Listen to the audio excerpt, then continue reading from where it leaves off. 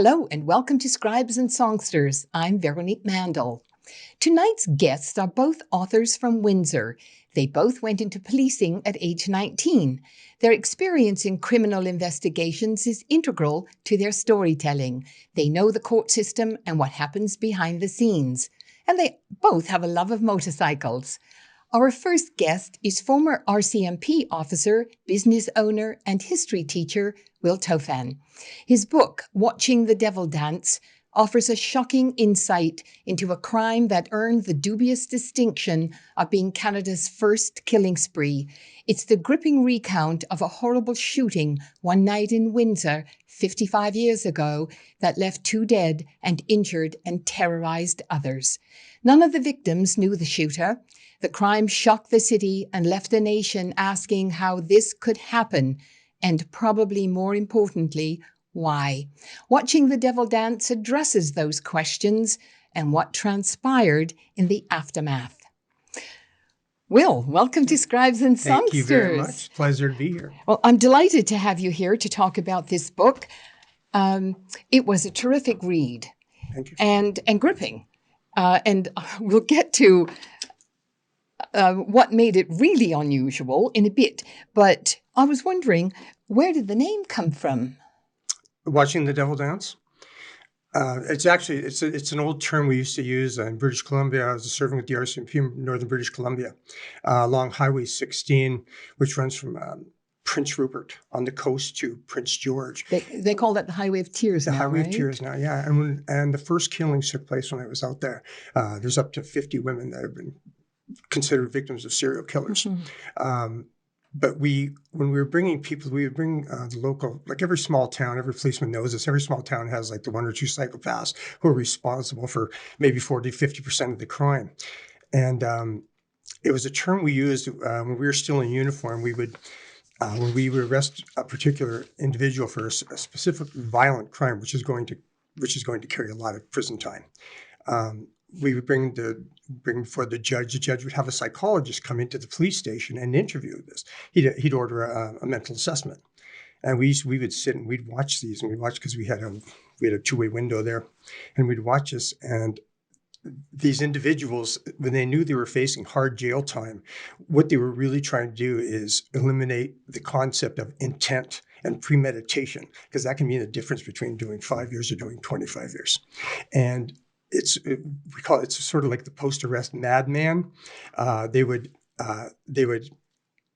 just behave. They would put on these hyper-physical displays of performance art. They would try to confuse the person that they were talking to, the psychologist. He'd have the DSM-1 manual, which is the Bible for psychologists, yes. Right? And they'd have inconsistent statements. They'd brag.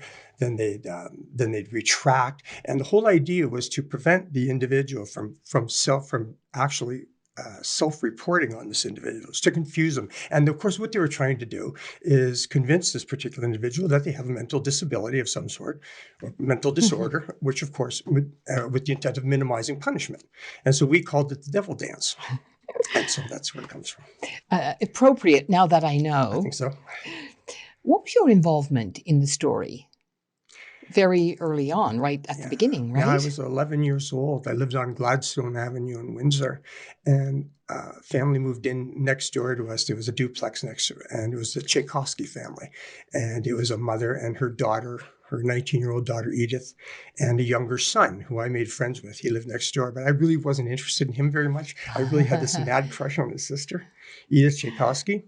And I was always trying to find excuses to introduce myself, and because I was 12, my physiology was changing, It does that. Yeah, and I just had this mad crush on her, and then she was the first one to be killed by Matthew Charles Lamb, shotgunned on Ford Boulevard, and it affected me deeply. It really had a profound effect on me because I know that had a great influence on my joining the police force. Yeah, going into police work, and so.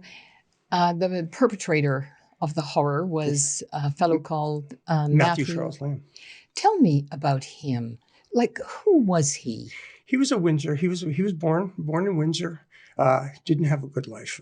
He was born in Windsor to a 15-year-old mother, who, as soon as shortly after he was born, she vacated. She left him He was kicked around between social services with aunts and uncles, but his father, who he never met an untimely death, a violent death somewhere in the States shortly after Matthew Lamb was born. His mother would come in maybe once every 1 to 2, 3 years. She would come in to say hello, but he had no attachments whatsoever to his parents. And of course, as a young baby, he had no, even his family, his extended family made it clear they didn't really want him. And, in those crucial years between 0 and 4 years old, 3 years old, those are crucial times. And when you're not getting any sort of attention or any love, and you're making those emotional connections, it's problems down the road, and it was. So before this event, had he had any connection with police at all? The first time he came to the attention of the police was in February of 1964, the Riverside Arena in Windsor. It's no longer there, but that was a favorite place where everyone would go skating. Teenagers hung out there. And in February of 1964, there was a St. Valentine's Day dance for all the local teenagers. And there was back then, in 1964, Riverside had their own police force. It was Riverside Village Police Department. And one of the officers was making extra money, free time, providing security for the dance.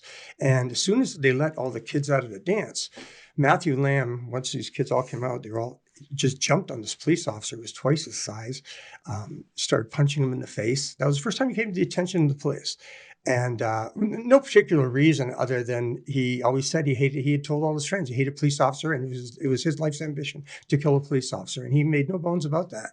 In fact, one of the people who befriended him, I read about him in the book, would later become an RCMP officer himself. He liked Matthew Lamb, and Matthew Lamb was a very charming drifter.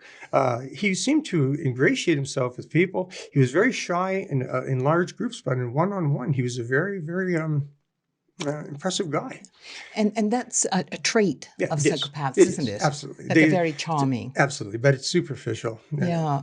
And in fact, you detail in the book, the very last thing he did was when the last home that he went to, he actually went on like a grassy hill. That's right. And he was preparing to pick off any police officers who might have been called, right? That's right, absolutely. Just after that one particular event, though, that's the first time in February 64. He did 6 months in a juvenile detention center run by the Salvation Army. When he got out, shortly after that, he robbed Lakeview Marine, which was at Riverside Drive and Lacoste and Tecumseh, and they had actually employed Matthew Lamb, trying to help him earn a few honest dollars.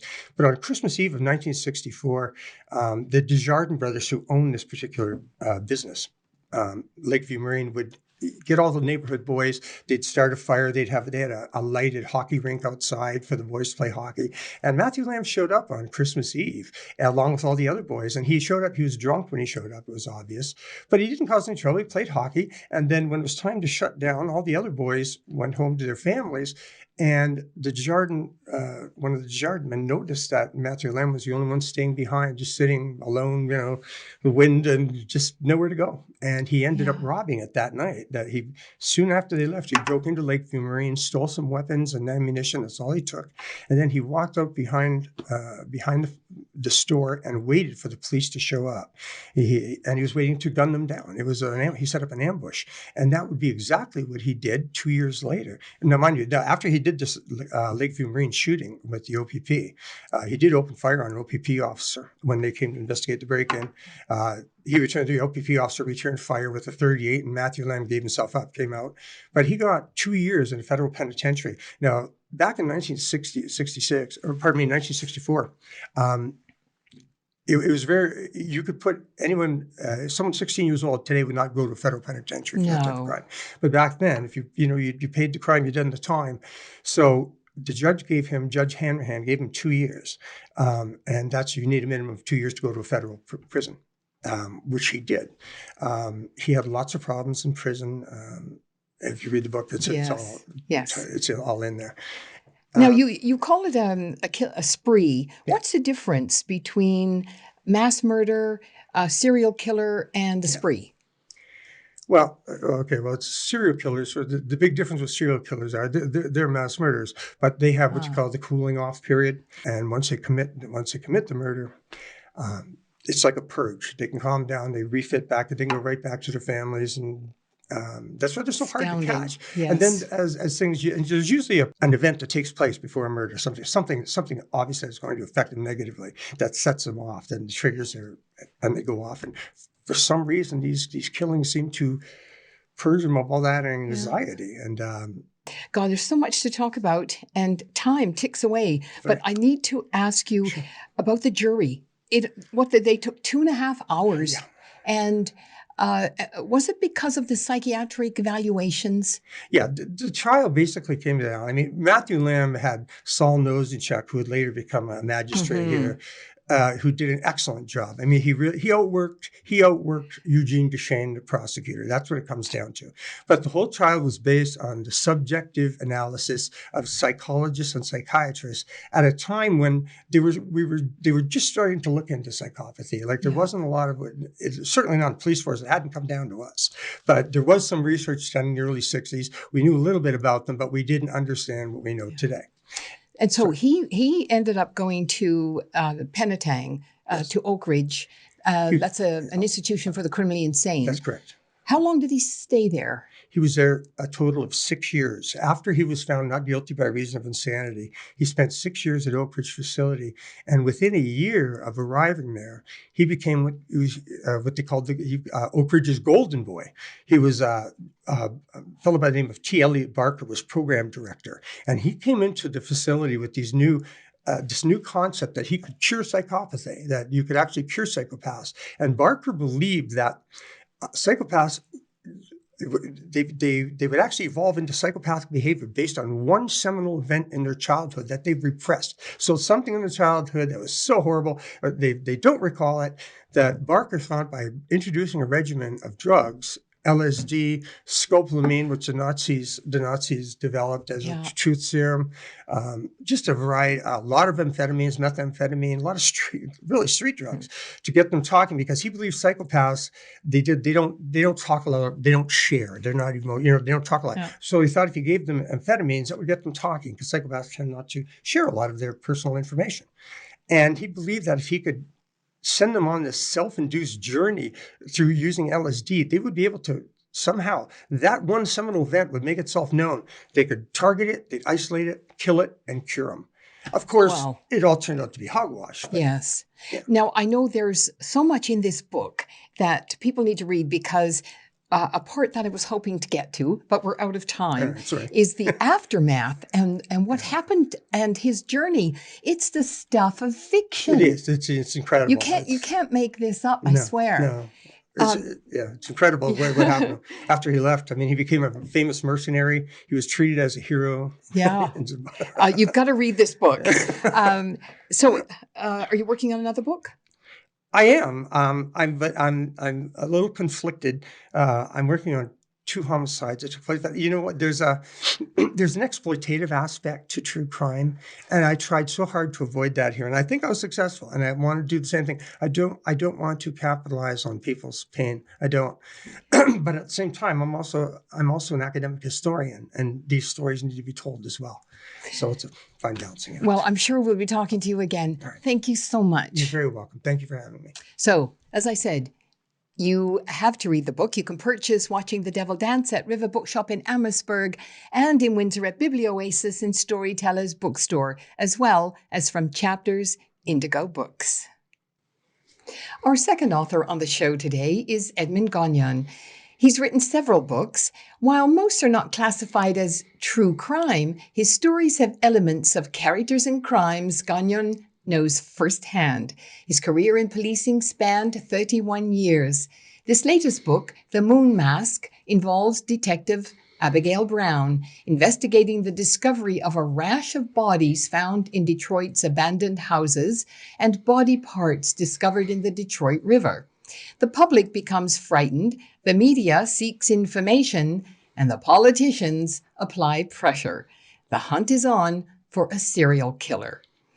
Welcome to Scribes and Songsters. Lovely to see you. Thanks for having me again. Now, this book takes part mostly in Detroit. Yes. How well do you know that city? From the book, it seems you know it very well. Um, yeah, a little bit. We visit whenever we can. My wife and I, we like to go to dinner over there when we were able to travel across the border. And when I worked for a living, we used to go there Mhm. quite a bit after hours and visit some of the bars. Yeah. Did you know any cops over there during your time as a cop? A few, not too many, just the ones that used to hang out at the same drinking holes. Yeah. Now, how much research did you do about how the police over there work for the book? I kind of hit a wall there. I spent several months trying to get a hold of somebody over there that would actually Mhm. speak to me and allow me to come in and see how things were different there from in Windsor. I mean, I know the basic methodology of policing, but it's different in both countries. The laws are different. A lot of the terms are different. And I wanted to get their structure of their different divisions, homicide, and the people that investigate the murders and stuff over there. You know how their squads were set up, how the hierarchy was. But I never had any luck with doing it officially, so I just had to rely on the internet and other people that I knew. I mean, when you think about all the murders that really do go on over there. Well, back in the day when I was working, probably 20 years ago, when I would have been involved with some of that stuff, you talk to Detroit police officers, and when the murder rate was 300 a year, they said it was more than double that, but they would reclassify things. You know, if they found a Yeah. body in a river with a bullet hole, they call it a drowning, you know. So, Wow. yeah. Now, I'm a nurse, and so a lot of the stuff that the medical examiner found, didn't give me qualms. Mhm. How did you feel about it, and how much did you have to learn? That stuff doesn't bother me. I learned a lot when I was in arson and I started investigating Hmm. dead bodies through arsons. And I also have a couple buddies, one who just retired, who are forensic specialists. So they filled in some of the blanks for me. But I witnessed a few autopsies, and I find it different looking at a dead body when you're out on the street and saying you're in a patrol car and somebody jumps out in front of your cruiser and they're bleeding and they're screaming for help. Yeah. I mean, that's kind of freaky. Yes. But when it's just a corpse laying there and there's no life and there's no fluids, it's science, and it's actually interesting, watching them dissect the brain, Yeah. Mhm. How did you come up with the idea to, create the scenarios that you created? In Moon Mask? Yeah. Well, I was looking for serial killers. I researched serial killers in Detroit, and not too long ago, when the new mayor took over and they started tearing down the vacant houses, Hmm. they found quite a few bodies, and they did arrest a serial killer. So I spun the story from there. Wow. Yeah, See, I didn't know that. yeah. There was, Oh. I think there were 7 or 8. I can't remember exactly. That they could prove, and so it was a man that was arrested for that. So that's where the story begins, and then it gets deeper from there. Now, the homicide detective in Moon Mask is Abigail Brown, as I mentioned. Mhm. And she's a really strong character. Is she based on somebody you knew or no? Um, Partly, yes. A woman that I worked with years ago on the job, but then I wanted the characteristics to be even stronger. But the physical description and some of the potty mouth and things like that were characteristics that I brought from the real person I knew. Yeah. Now, you marry her with another one of your characters, Norm Strom. Yeah, Norm is based on myself. That's where the stories come from, my own experiences. So Norm he carries the series up until the point of Border City Chronicles, where he introduces Abigail Brown. Yeah. And I thought she was a strong enough character that I split the series. So now I have the Norm Strom series, which will carry on, and then Abigail Brown is now going to have her own series. So these are going to be more in-depth murder investigations, serial killer investigations, where Norm's going to stick with the normal Mhm. policing things. It gets pretty raunchy between the two of them. I've been trying to show Norm's character a little bit more, and they say sex sells, so I did a bit more of Well, that yeah. in this book, just to heat things up a bit. And probably 80 to 90% of my readers are women, and you women seem to love that kind of stuff. So, Yeah, well, witness some of the previous $1 million sellers. Mhm. Um, and he takes Abigail to Port Fort Dover. Dover for Friday the 13th. So, and I assume that you've been there Yes. since you're a big motorcycle guy. Yeah. Was any of that based on your experiences? Not the pit stop along the water, no. But no, I think I've been there 3 times on Friday the 13th. It's a little bit too crazy, actually. I'd rather go when the crowds aren't there. It's just there's no room to park or walk or do anything in town. But yeah, just the characters and some of the things going on. The guy walking around the street in a bikini, that's true stuff. You know? Yeah. So, are there characters in your book that you don't like? Probably the one who ends up being the serial killer. I don't want to give too much away as to who he is, because the book is, like I say, it's a sequel to Finding Hope, which was about the missing and murdered Aboriginal women along the Highway of Tears. So I wanted to tie some things in, do some crossovers from that book. And people are going to be really astounded by who the serial killer turns out to be. Yeah, it was tough keeping that suspense going without giving it up too early. And it's like any other police investigation. You have to eliminate other suspects and they take in different directions before you can find out who you're looking for. How do police officers react to your books? A lot of cops don't read. Seriously, there's a few, and I get some that have become fans. But when I first came out with my first book, Rat, and there was a couple of people that took it to heart, like I was telling all these big secrets or something, and one said he's going to threaten to sue me and whatnot, and I just went, it's fiction, guys, don't take it too serious. Yeah. So when the Don Tate book came out, there were cops who bought it just to make sure they weren't in it. Probably, yeah.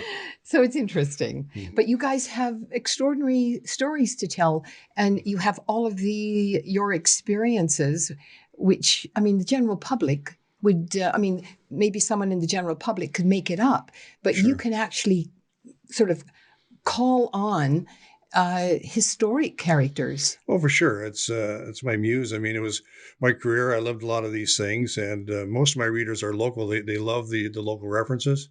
So, when I retired, I kept all my notebooks. Nobody asked them to give them back. So I refer back to my notebooks, and then I'll call the odd buddy and say, "Can you remind me about this or that?" And just take it from there. And your other books are also based on characters that you've known? Yeah, the whole crime series, the Armstrong crime series. There's a few made up, like in Moon Mask here. Two Snakes, he's completely made up. Oh, yes, we have to talk about Two Snakes because I need to ask you, Moon Mask. Moon Mask, it's an Aboriginal thing. That's an actual mask on the cover there, called the Moon Mask. And I tried to get something that was Canadian. So it's an Aboriginal tribe from British Columbia, where they carve these wooden masks, and they have special meanings. The moon mask, it has something to do with the spirit world and being a protector and that. And it went to the women in the book, and this one woman has the moon mask tattoo, and does it, did it really protect her, when she ends up being murdered, that kind of thing. Well, the Aboriginal character is quite interesting. Yes. And it provides levity, doesn't it? Yeah, Norm's got a sidekick, and everybody liked him in the Finding Hope book, so I brought him back. Yeah. Now, you do other lighter things than writing about crime because you're a traveler, right? Yeah, I have one travel book. It's a collection of short travel stories called The Casual Traveler. That was actually my first book that gave me the writing bug, and from our trips all over the world when I first retired, and then with my wife Catherine, little short snippets, adventures and misadventures, that kind of thing. Misadventures. I always like misadventures. Do they figure heavily in the book? Oh, there are all the stories in Casual Traveler are true. Those aren't fiction. Yeah. Those are all things that have happened and funny little things. And I did a paranormal thriller, which you interviewed me on last time there, called 4. Kind of like X-Files. Right. And you also collaborated with a couple of other Windsor authors. Yes. Ben Van Dongen and Christian Lafrette. We've done some shows together, some book signings, and they approached me about doing a crime anthology. And we did All These Crooked Streets, where each one of us did a crime story. It was very well put together and quite an interesting book as well. Yeah, it had some good reviews. People seem to like the samples from 3 different authors. Yes. 3 completely different stories. Yeah. Yeah. I guess you haven't been doing much traveling. No. Just collecting airline vouchers and cruise vouchers. So where do you want to go when the world ever opens up again? Well, we had to come home from Mexico early last year. So Mexico is probably on for next winter.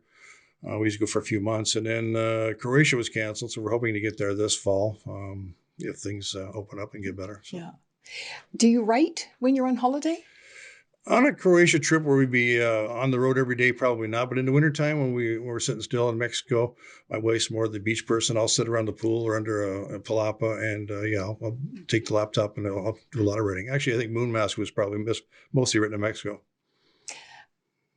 There's a certain kind of inspiration that comes when you don't have to think about anything else, isn't it? Doesn't it? Yeah, and this is a hobby for me. It's not a full-time occupation, so I write when I feel like writing, and if I'm just relaxing and doing nothing, then there's no reason why I can't be writing. So what are you planning on next? Norm Strom has got a new one coming out. It's with my editor right now, so I'm hoping to have it out by June. Again, it's about women. It's called Trafficking Chen. It's about a Chinese woman who gets kidnapped in Shanghai, and she ends up in Windsor dancing at one of the clubs. So it's tied into the human trafficking, which is still going on today. Yeah. So now, have you been to Shanghai? No, I have not been to China, but I was on the sidelines, partially involved in some of the human trafficking stuff that went on back when I was in street crimes with. They're bringing in these dancers into the clubs from different countries. Right. Mm-hmm. You would have heard a lot of stories. Mm-hmm. Yeah. Now, very briefly, Norm Strong, I thought he was retired. Yeah, in this one here, he's retired, but so in Trafficking Chen now is going back to his actual working days. So no. He really is an interesting character. He just kind of, he was there to introduce Abigail Brown and, with the little relationship they had going on. Yeah. And now that I say I'm spinning off her series, I'm going to get back to doing some stories with Norm. So. Right. Have you written anything else for Abigail, or is that in the works? We got about 5 or 6 chapters on her next one. Yeah. Yeah. Well, I look forward to seeing what happens to her. Oh, great. Thank you so much. Buy the book, and you can find it at Storytellers in Windsor, River Books in Amherstburg, and online at Amazon. And you can also take a look at the website, www.edmundgonyan.com. Well, that's all for this episode of Scribes and Songsters. Many thanks to our great guests, Will Toffan and Edmund Gonyan. Our producers, Liz Pettypiece Phillips, Gary Glass, and Brian Sweet. Grateful thanks to Tony Toldo and the Toldo Foundation, and to Neil and Tina Queering for their support. Thank you for watching. Hope to see you soon right back here on Scribes and Songsters. I'm Veronique Mandel. Bye for now.